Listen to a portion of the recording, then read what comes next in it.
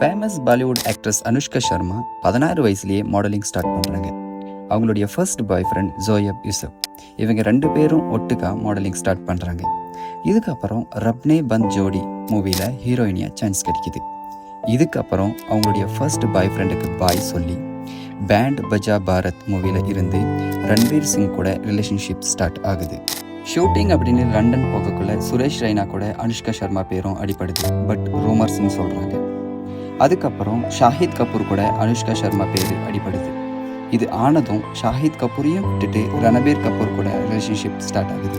ரணபீர் கபூரையும் விட்டுட்டு அர்ஜுன் கபூர் கூட relationship start ஆகுது. அர்ஜுன் கபூரையும் விட்டுட்டு ஃபைனலாக கிங் கோஹிலி கூட மேரேஜ் ஆகுது. இடி இந்தியாவிலேயே இருக்கிற பொண்ணுங்க கோஹிலிக்காக இயங்க போது அவருடைய ஒய்ஃப் பாஸ்டே இப்படி இருக்கக்குள்ள எனக்கு உனக்கு ஒரு லாயலான பொண்ணு கிடைப்பான் அப்படின்னு நினைக்கிறீங்களா? அப்படி ஒரு லாயலாக ஒரு பொண்ணு கிடைச்சா மிஸ் பண்ணுறாதீங்க. இன்னொரு விஷயம், பாஸ்டில் எப்படி இருந்தாங்க அப்படின்றது இம்பார்ட்டன்ட் கிடையாது. ப்ரெசென்ட்டில் நம்ம கூட எப்படி இருக்காங்க அப்படின்றது தான் ரொம்ப